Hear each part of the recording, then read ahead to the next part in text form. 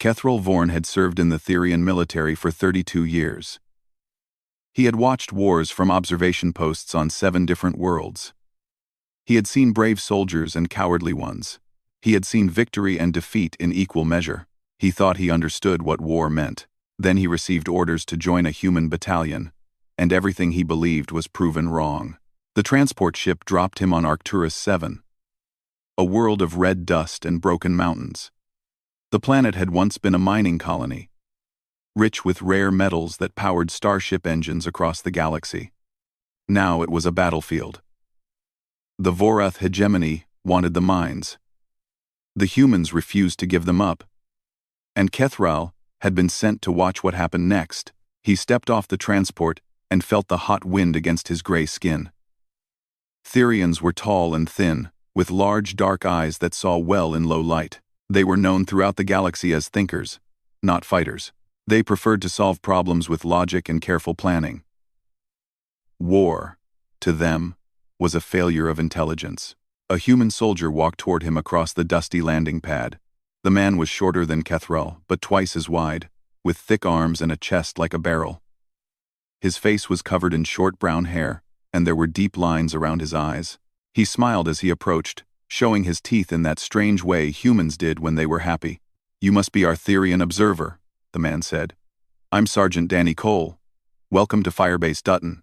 Kethral performed the traditional Therian greeting, pressing his long fingers together and bowing his head. Danny Cole stuck out his hand instead. Kethral had read about this human custom. He took the hand and shook it awkwardly. "Come on," Danny said. "I'll introduce you to the squad." The firebase was a collection of metal buildings surrounded by walls of packed earth and sharp wire. Human soldiers moved between the structures, carrying weapons and equipment. Some of them looked at Kethral with curiosity. Others ignored him completely. None of them seemed worried about the coming battle. Danny led him to a large tent, where several soldiers sat around a table, eating food from metal packages. They looked up as Kethral entered. "Everyone. This is Kethral Vorn," Danny announced. "He's here to watch us work. Try not to embarrass the species." A woman with short black hair and cold blue eyes nodded at him. "Corporal Kate Vance," she said. "I shoot things from far away." A young man with nervous hands waved from the corner. "Sam Ortega. I'm the medic. I put people back together after Kate takes them apart." A large man with a shaved head laughed loudly at this. "Ben Rowe. Heavy weapons. I make big explosions and look handsome doing it." The last person in the tent was a woman sitting apart from the others, studying a tablet computer. She had gray streaks in her brown hair and a calm face that revealed nothing. She stood and extended her hand to Kethral. "Lieutenant Megan Price," she said. "I'm in command of this unit. We're glad to have you with us. Observer. Just stay out of the line of fire, and you'll be fine." Kethral thanked her and found a place to sit. He watched the humans eat their food and talk among themselves. Their conversation confused him deeply. 20 credits says I get more kills than you tomorrow," Ben said to Kate. Kate did not look up from her meal. "You said the same thing on Proxima Station. You still owe me 50. That was different. My gun jammed." "Your gun always jams because you don't clean it properly." Danny Cole laughed and slapped Ben on the shoulder. "She's got you there, big man." Kethral felt a chill run through his body. These people were discussing death as if it were a game. Tomorrow they would face an enemy that outnumbered them 3-1. Many of them would die, and they were making jokes and placing bets. On his homeworld, soldiers prepared for battle with silence and meditation. They wrote letters to their families, they made peace with their gods and accepted that death might come for them. It was a solemn and sacred process. These humans acted like they were preparing for a sporting event. Later that night, Lieutenant Price gathered everyone for a briefing. She showed them maps of the mining complex that the Vorath had captured. She explained the enemy numbers and their likely attack patterns. She described the defensive positions and the weapons they would use. The news was not good. The Vorath had approximately 3,000 soldiers on the planet. The humans had less than 1,000, spread across multiple fire bases. Reinforcements were 6 days away. Until then, they had to hold their positions with whatever they had. What about retreat? Kethril asked. If the position becomes untenable, what is the withdrawal plan? The tent went quiet. Every human turned to look at him. Their faces showed expressions he could not read. Danny Cole was the first to speak. He laughed, a short and hard sound, and shook his head slowly. We don't do that, he said. Kethril did not understand. You don't retreat? Ever? But surely if the tactical situation demands that we hold this firebase. Lieutenant Price interrupted. Her voice was calm but firm. Those mines produce fuel for the entire sector. If we lose them, 50 colony worlds lose power. Hospitals go dark. Ships can't fly. People die. But you might all die here, Kethril said. Megan Price looked at him with those calm, unreadable eyes. Then we die here. But the Vorath will know they were in a fight. The briefing ended shortly after. The soldiers went to check their weapons and prepare their positions. Kethril stayed in the tent, trying to process what he had witnessed. He had read reports about humans before accepting this assignment. He knew they were considered a young and aggressive species.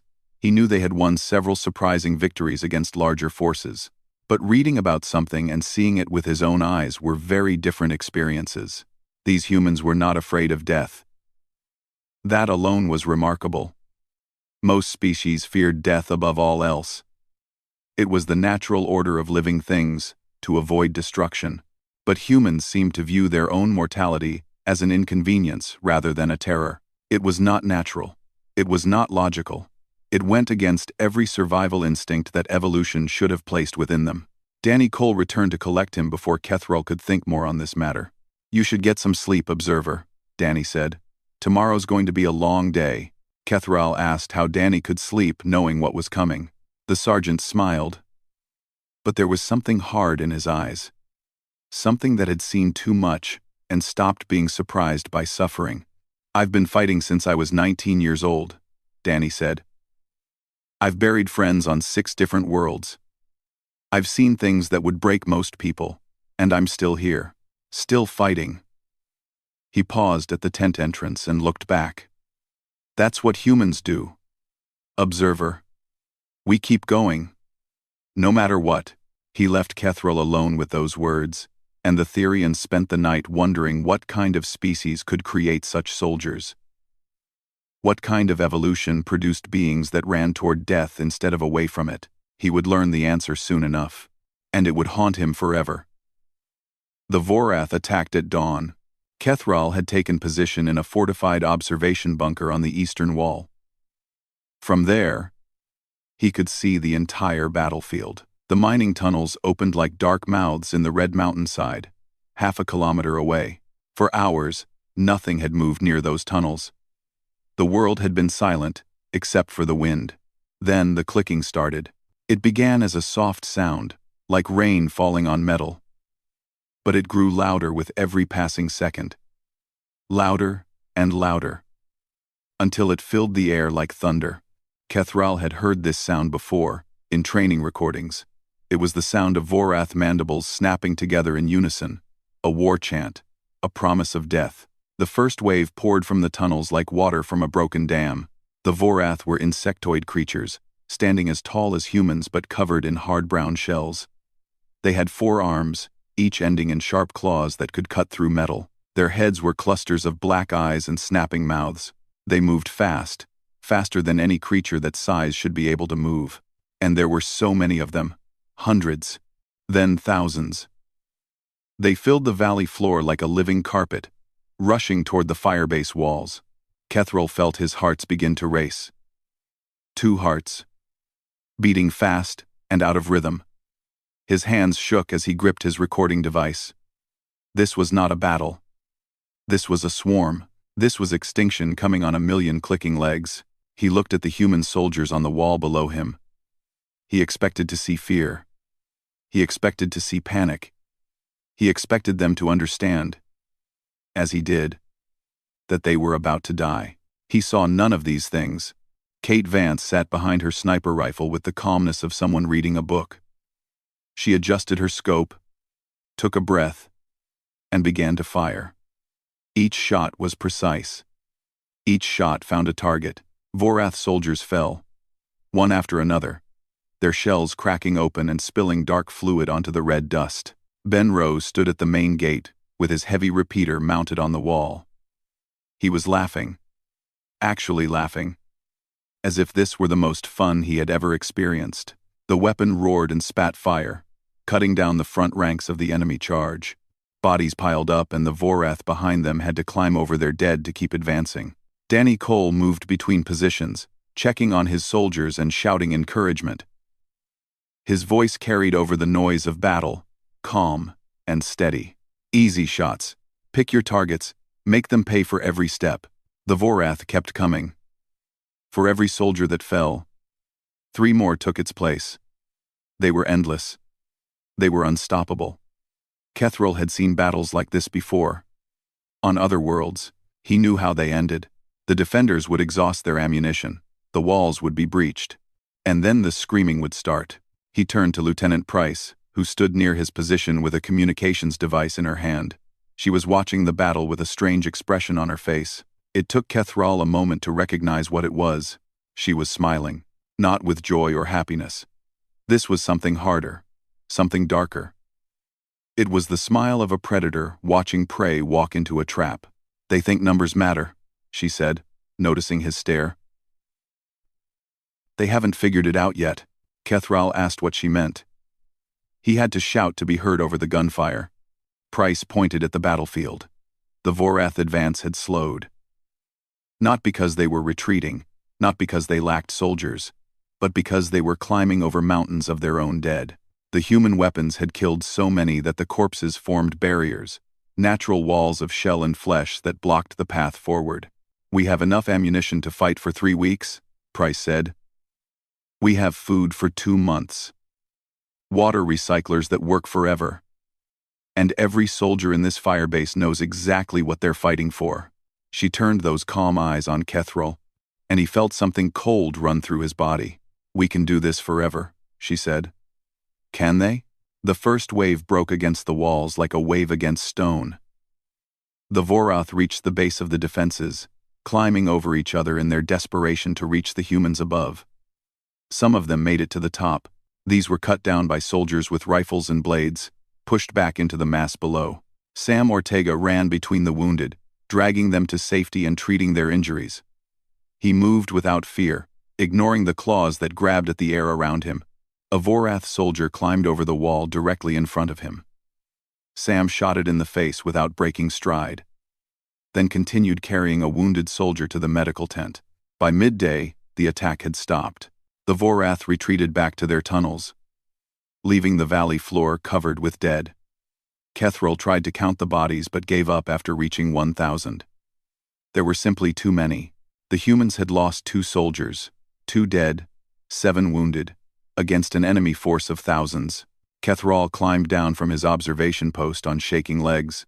He found Danny Cole sitting on an ammunition crate, drinking water from a metal bottle. The sergeant's uniform was covered in dark Vorath blood, but he seemed uninjured. "First time seeing real combat?" Danny asked. Kethril admitted that he had observed many battles, but none like this. Danny nodded slowly. "Yeah, I figured. You look like you're about to fall over." The Therian asked how the humans could be so calm, how they could face death with such ease, how they could laugh and joke while killing thousands of living creatures. Danny was quiet for a long moment. He stared at the ground between his feet, and some of the hardness left his face. "It's not easy," he said finally. "None of this is easy. Every one of those bugs out there was alive this morning. They had lives. Families. Maybe. I don't know how Vorath society works, but they were alive, and now they're dead because of us." He took another drink of water and wiped his mouth with the back of his hand. "But here's the thing, observer. If we don't kill them, they kill us. And then they kill everyone else. The colonists. The miners. The children in the schools and the patients in the hospitals. The Vorath don't take prisoners. They don't negotiate. They just consume everything in their path." Danny stood up and looked toward the distant tunnels, where the enemy was regrouping for another attack. "So we make a choice. We pick up our weapons and we fight, not because we enjoy it, not because we're monsters, but because somewhere out there, someone we love is counting on us to hold this line. He put a hand on Kethral's shoulder. The touch was firm but not unkind. That's the secret, observer. That's why humans fight the way we do. We're not fighting for territory or resources or glory. We're fighting for each other. And there's nothing in this galaxy more dangerous than a human fighting for someone they love. The second wave came that evening. And the third wave came at midnight. And each time, the humans held their ground. Each time, they killed and bled and refused to break. Kethral watched it all. He recorded everything for his superiors. But he already knew that no report could capture what he was seeing. No words could explain the terrible beauty of human defiance. These creatures were not soldiers. They were something else entirely, something that the galaxy had never seen before. And by morning, Kethral was beginning to understand why the Vorath, for all their numbers, had never managed to conquer human space. Some walls cannot be broken. Some fires cannot be extinguished. And some species simply refuse to die. The second night was worse than the first. The Vorath had learned from their earlier failures. They no longer charged across open ground in massive waves. Instead, they sent their tunnel borers, great biological machines that moved through solid rock like fish through water. The ground shook and cracked, and suddenly enemies were erupting from the earth inside the firebase itself. Fighting became close and desperate. There was no time for careful aim or measured responses. It was chaos and blood and the screaming of the dying. Kethral had retreated to the command bunker when the first tunnel borer broke through. He watched the battle through the bunker's armored windows, recording everything with trembling hands. What he saw that night would stay with him for the rest of his long life. He saw Sam Ortega drag a wounded soldier across 50 meters of open ground, while Vorath claws grabbed at him from every direction. The young medic never stopped moving. He fired his sidearm with one hand and pulled the soldier with the other, his face set in grim determination. He saw Kate Vance run out of ammunition for her rifle and draw her combat knife instead. She moved through a group of 4 Vorath soldiers like a dancer, her blade finding the gaps in their armor with terrible precision. When she emerged from the other side, all 4 enemies were dead, and she was already running toward the next threat. He saw Danny Cole's rifle jam at the worst possible moment, with 3 Vorath closing in on his position. The sergeant did not retreat or cry for help. He swung the broken weapon like a club, cracking shells and shattering limbs. When the rifle broke apart completely, he grabbed a rock from the ground and kept fighting.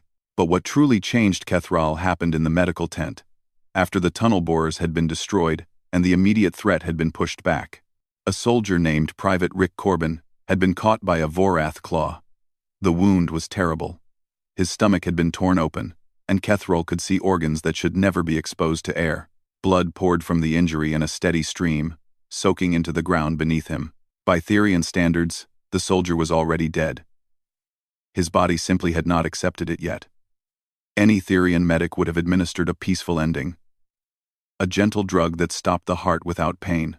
It was the compassionate thing to do. It was the logical thing to do. Sam Ortega refused. The young medic went to work with his hands and his tools, moving faster than Kethral could follow. He clamped blood vessels. He pushed organs back into place. He stitched and sealed and cleaned, his face covered in sweat and someone else's blood. Rick Corbin's heart stopped twice during the first hour. Both times, Sam brought him back. He pressed his hands against the soldier's chest and pushed, again and again, forcing the heart to beat through sheer physical will. "Come on," Sam whispered. "Come on. Stay with me. You're not dying today. Not on my watch."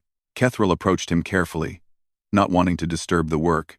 "This soldier's wounds are fatal," the Therian said gently.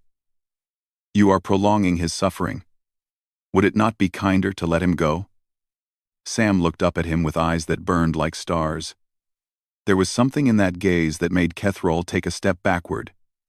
Something fierce and wild and utterly unbreakable. "He has a wife back home," Sam said. "Her name is Lucy.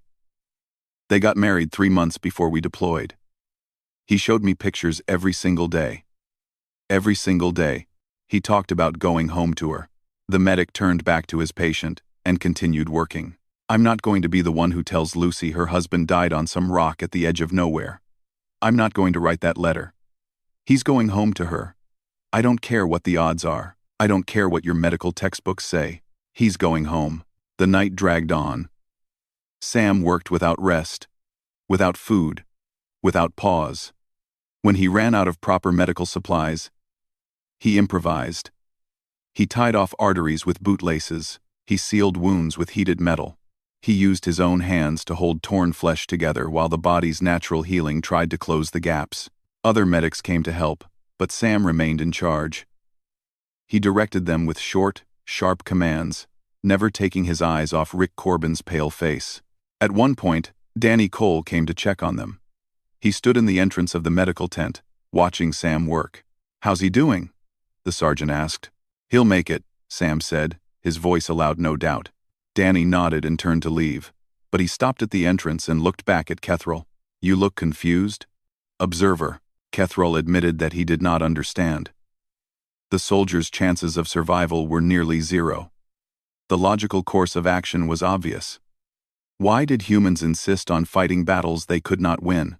Danny Cole smiled, but there was no humor in it. Just a deep and weary understanding. "Because we don't know how to give up," he said. "It's not in us. Maybe it's a flaw. Maybe it's what makes us monsters. But when a human decides that something matters, they will move mountains and drain oceans to make it happen. Logic doesn't enter into it. Odds don't enter into it.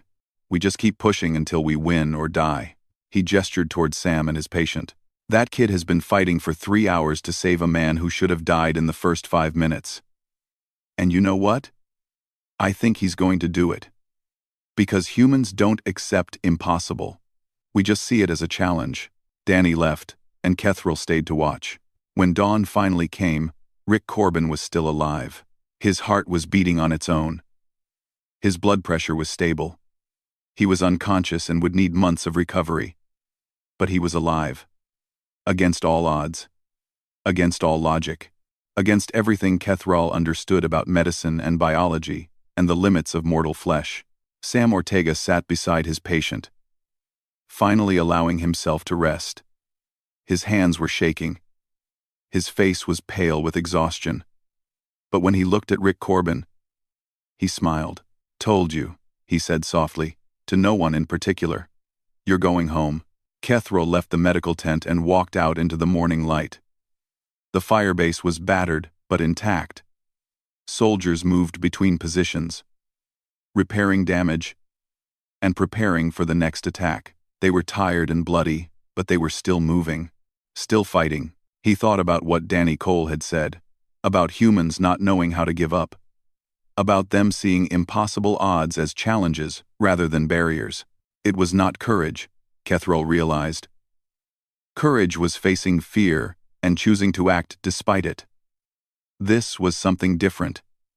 This was a fundamental inability to accept defeat, a blindness to the reality of their situation. It was beautiful. And it was terrifying, because a species that could not recognize when they had lost would never stop fighting. They would burn themselves to ashes before they surrendered. They would tear the galaxy apart before they admitted that something was beyond their reach. Kethrel had been afraid of the Vorath before this assignment. They were monsters, killing machines that felt no mercy and showed no compassion. But watching the humans fight, watching them refuse to die, watching them save each other through sheer, stubborn will, he realized something important. The Vorath were dangerous because they did not care about life. Humans were dangerous because they cared too much. And of the two, he was no longer sure which one was more frightening. On the fourth day, the Vorath deployed their war queen. Kethrel had read about these creatures in military reports. They were rare and terrible. The psychic centers of Vorath society. Each one controlled thousands of soldiers through a mental link that allowed for perfect coordination. They were also weapons themselves, able to project fear and despair into the minds of their enemies. Entire Therian armies had broken before war queens. Soldiers had dropped their weapons and surrendered. Officers had taken their own lives, rather than face the horror that flooded their thoughts. The creatures were considered among the most dangerous beings in known space. She emerged from the largest tunnel at midday, when the sun was highest and the shadows were shortest. She was enormous, 3 times the height of a normal Vorath soldier. Her body was covered in thick armor plates that gleamed like polished metal. Her head was a crown of black eyes and curved horns. Her forearms ended in claws that could cut through starship hulls. She moved slowly, deliberately, like she had all the time in the universe. And then Kethral felt her mind touch his. It was not a gentle contact. It was an invasion.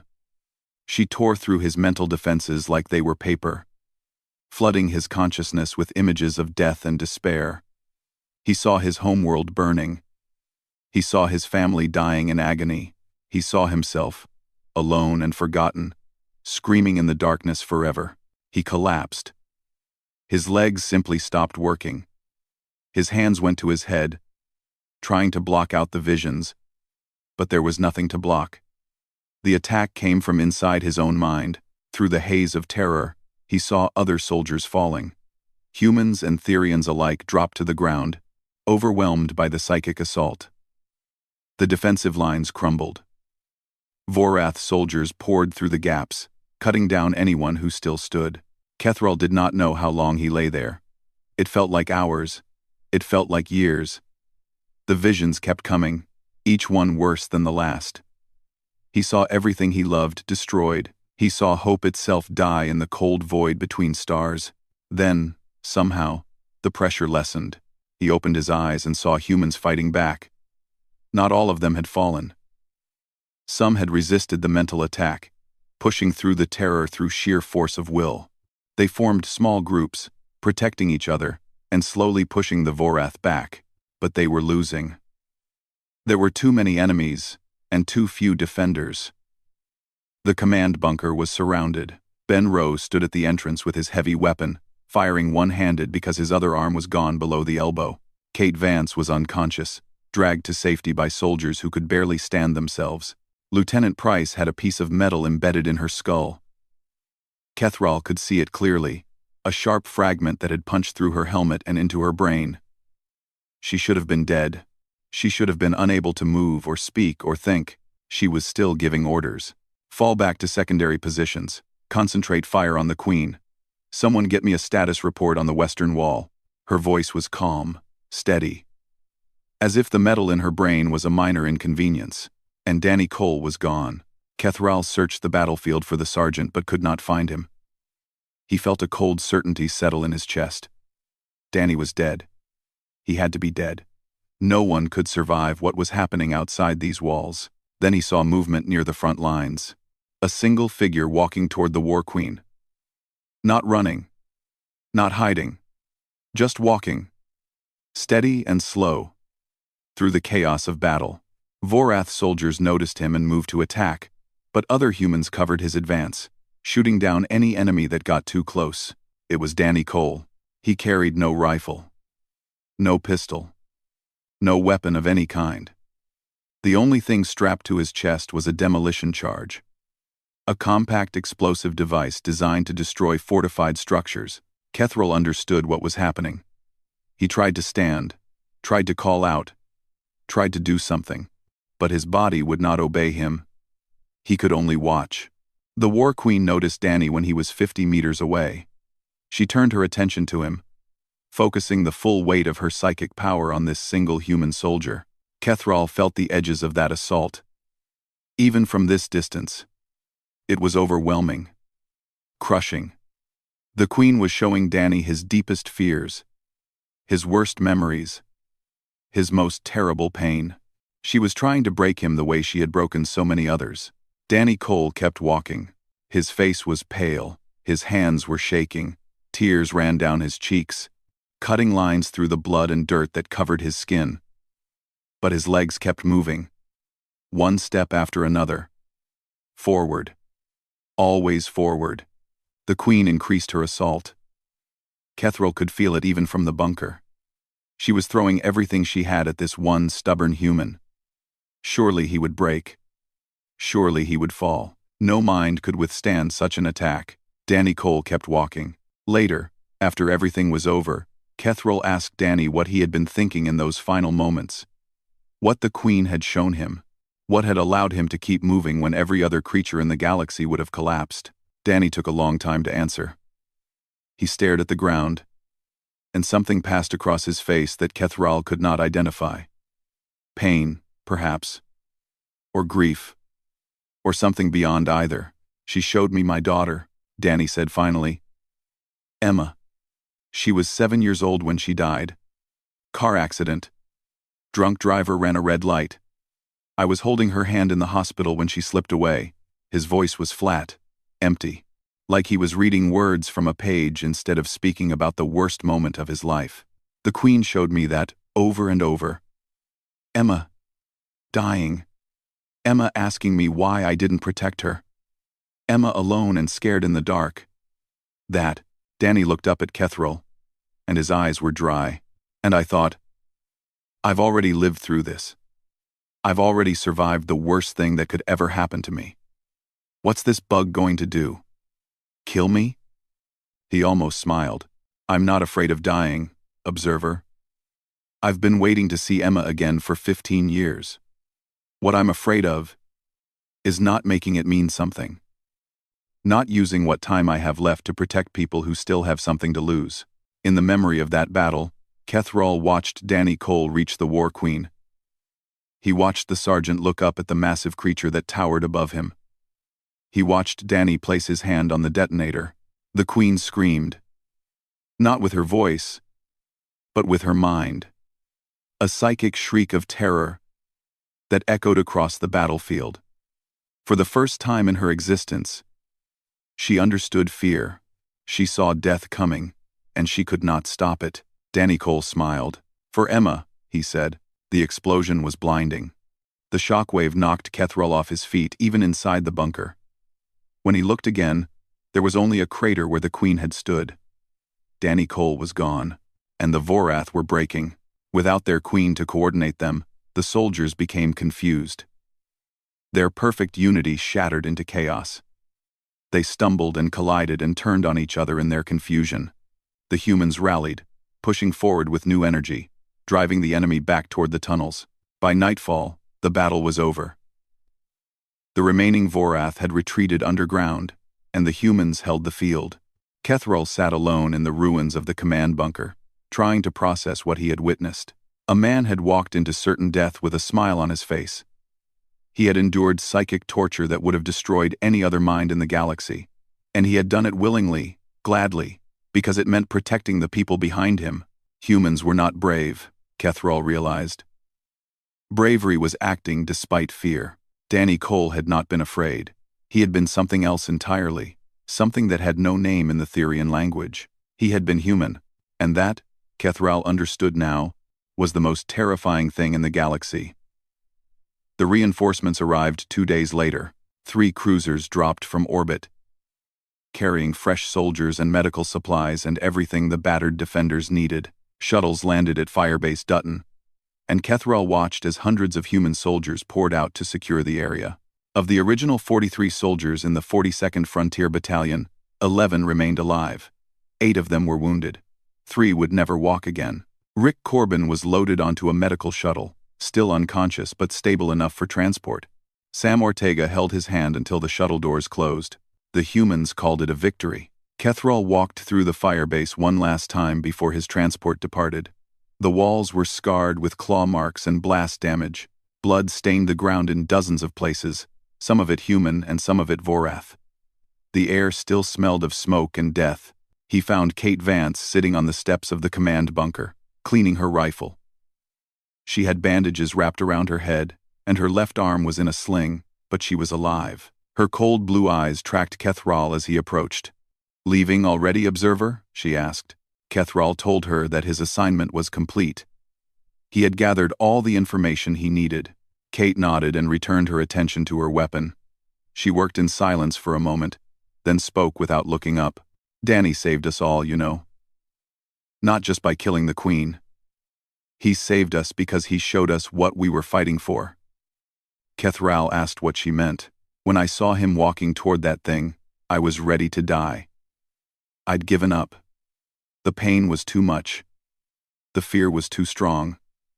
I thought we were finished. She paused, running a cloth along the rifle barrel.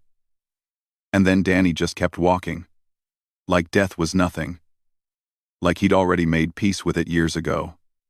She looked up at Kethral, and there was something soft in her usually hard face. It reminded me why we fight. Not for glory or medals or anything like that. We fight because someone has to. Because if we don't, the darkness wins. Danny understood that better than anyone. 22. 2020 22. 2020 2020 2020 2020 2020 22. 2020 2020 2020. Kethral thanked her for her service and continued his walk. He found Sam Ortega in the medical tent, packing supplies for the evacuation. The young medic looked exhausted, with dark circles under his eyes and trembling hands.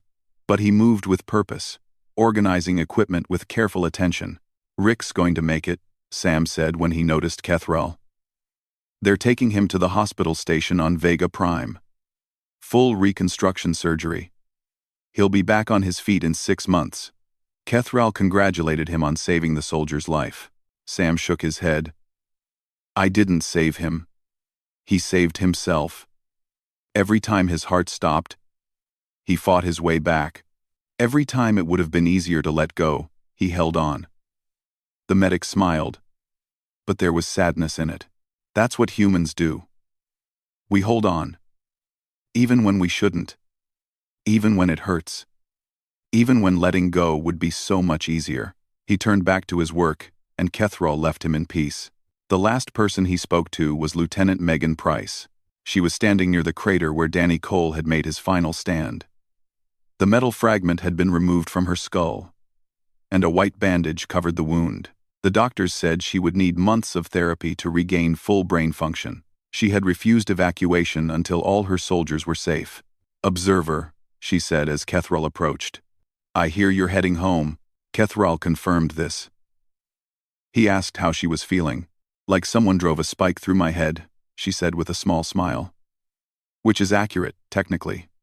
But I'll survive. I always do." They stood in silence for a moment, looking at the crater. There was nothing left of Danny Cole. The explosion had been complete. "He was the best soldier I ever served with," Price said quietly. "Not because of his skills or his experience. Because of who he was. He never asked anyone to do something he wouldn't do himself. He never left anyone behind. And when it mattered most, he was willing to give everything." Kethral asked if she would write a letter to his family. Price shook her head. He didn't have anyone left. His wife died years ago. His daughter too. He told me once that the unit was his family now. We were all he had. She turned to face Kethral directly. Her eyes were clear and steady despite the injury to her brain. "Take good care of your report, Observer. Tell your people what you saw here. Tell them what humans are capable of. And tell them this. End." She stepped closer, and Kethral felt the weight of her words.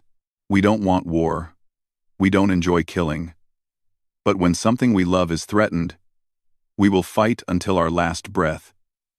We will sacrifice everything. We will burn ourselves to ashes, if that's what it takes to keep the people behind us safe." She smiled, and it was the most terrifying expression Kethral had ever seen on a living face.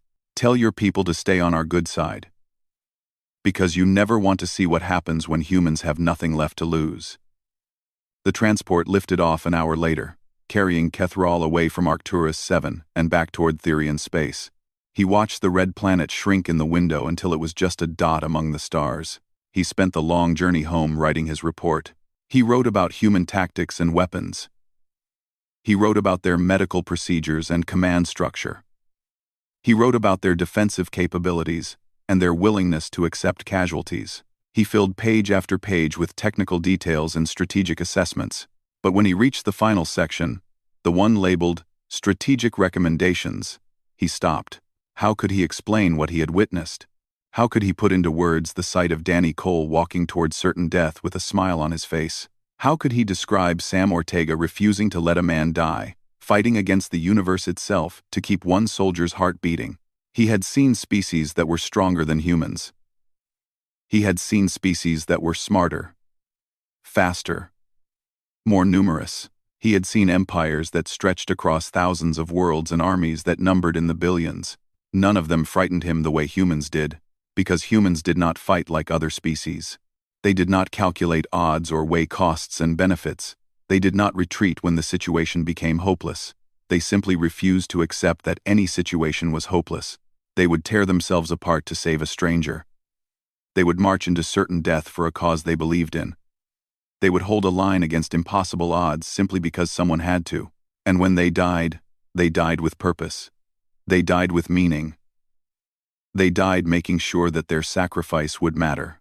In the end, Kethrol wrote only one sentence in the recommendation section. He chose his words carefully, knowing that this report would be read by the highest levels of Therian government. Knowing that it might shape his species' relationship with humanity for generations to come. He wrote, "Do not make enemies of the humans. They do not know how to stop fighting. They will burn themselves to ashes before they accept defeat, and they will take you with them. They are not the strongest species in the galaxy. They are not the smartest or the most numerous. But they are the most stubborn. And against true stubbornness, even death itself has no answer." He submitted the report and requested a transfer to a quiet observation post, far from the front lines. He had seen what humans truly were, and it was the most terrifying thing in the galaxy. But it was also, in its own strange way, the most beautiful, because in a universe filled with darkness and death and endless war, humans had found something worth fighting for. They had found each other. They had found love and loyalty, and the simple, stubborn belief that some things were worth dying to protect. Kethrol would never forget them. The soldiers of the 42nd Frontier Battalion. The ones who lived and the ones who died. The humans who taught him what it really meant to be alive. He hoped he would never have to see them fight again. But deep in his hearts, he knew that if darkness ever came for his own world, he would want humans standing beside him, because they would never give up, because they would never stop fighting, because that was simply what humans did.